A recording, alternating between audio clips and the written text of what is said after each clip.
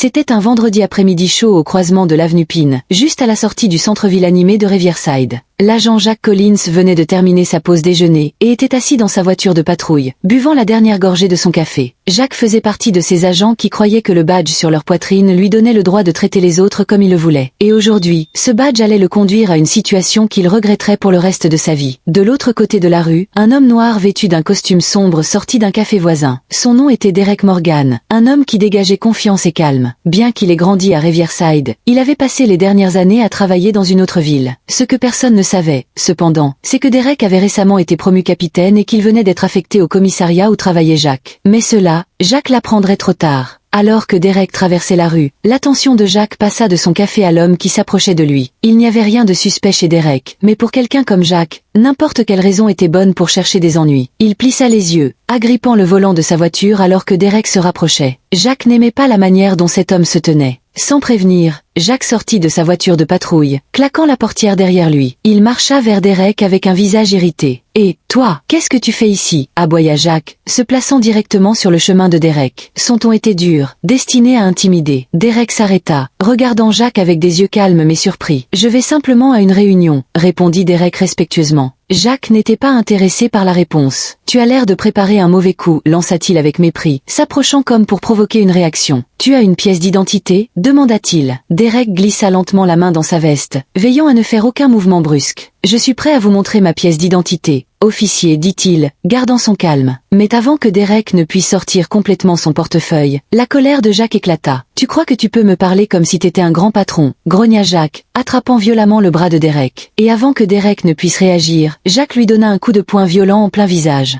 La force du coup fit vaciller Derek, mais il réussit à rester debout. Tout s'était passé si vite. Les quelques passants qui avaient assisté à la scène restaient figés, incrédules. Derek, toujours calme, porta sa main à sa joue là où le coup avait atterri. Jack sourit, visiblement convaincu qu'il avait agi comme il se devait. « Peut-être que maintenant, tu apprendras le respect, » dit-il. Mais alors qu'il s'apprêtait à s'éloigner, Derek se redressa. Cette fois, il n'y avait aucun doute sur l'autorité qui brillait dans ses yeux. « Vous venez de faire une grave erreur, officier, » dit Derek lentement. Jack ricana, toujours inconscient de qui il avait en face de lui. « Ah oui, et quelle erreur, mon pote ?» Derek le fixa, n'étant plus l'homme calme qui avait traversé la rue quelques instants plus tôt. « Je suis le capitaine Derek Morgan, le nouveau capitaine de ce commissariat, » déclara-t-il. Pendant un instant, Jack se figea et son visage devint livide. Il cligna des yeux, comme s'il essayait de comprendre ce qu'il venait d'entendre. « Qu'avez-vous dit ?» bégaya-t-il, sa confiance commençant à se fissurer. « J'ai dit que je suis le nouveau capitaine, » répéta Derek, se tenant désormais fermement devant l'officier. « Vous venez de m'agresser, et je vais porter plainte. »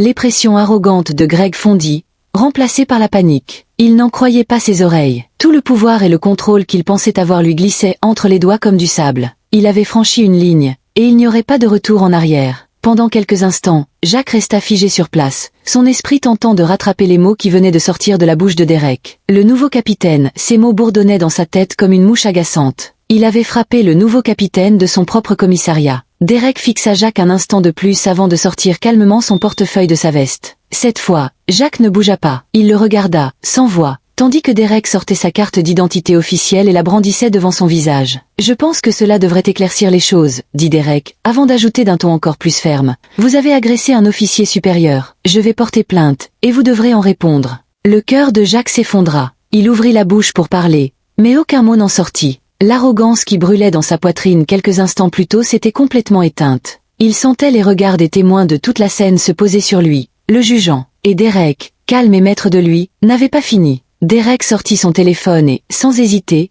composa un numéro. Jack ne pouvait qu'écouter tandis que Derek parlait à quelqu'un à l'autre bout du fil. « Oui, ici le capitaine Morgan. J'ai besoin d'une équipe à l'intersection de Pine et de la 5e avenue. Il y a eu un incident impliquant l'agent Jack Collins. » Il marqua une pause, écoutant. « Non, aucune blessure de mon côté.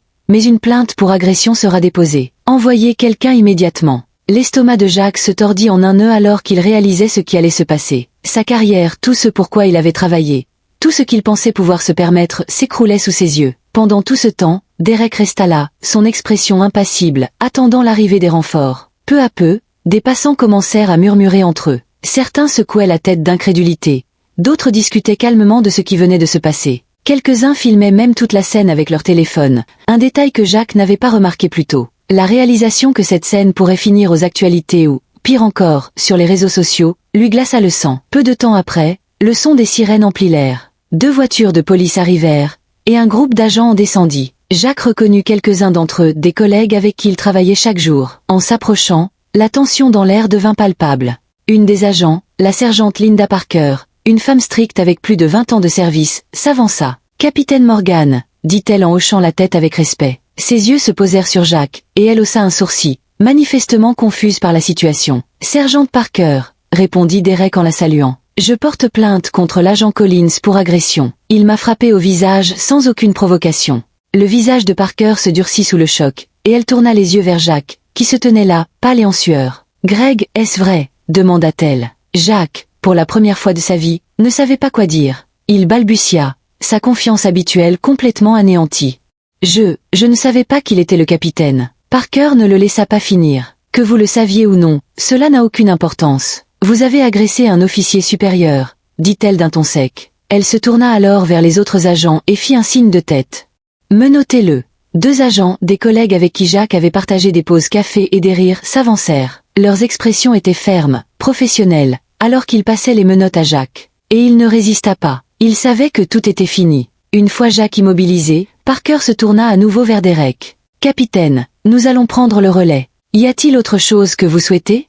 Derek secoua la tête. « Assurez-vous simplement que tout soit fait dans les règles, sergente. Je déposerai une plainte formelle dès que nous serons de retour au commissariat. » Le froid métal des menottes mordait les poignets de Jacques alors que la voiture de police s'éloignait de Pine Avenue. Il n'en revenait pas. Quelques minutes plus tôt, il avait l'impression de tout contrôler, d'avoir tout le pouvoir. Mais maintenant, assis à l'arrière d'une voiture de police, avec sa carrière et sa réputation en ruine, il n'était plus qu'un criminel en garde à vue. Merci d'avoir regardé jusqu'à la fin. J'espère que cette histoire vous a plu. Si c'est le cas, n'hésitez pas à liker la vidéo et à la partager avec vos amis. Abonnez-vous à notre chaîne et activez la cloche pour ne rien manquer de nos histoires fascinantes. Passez une excellente journée.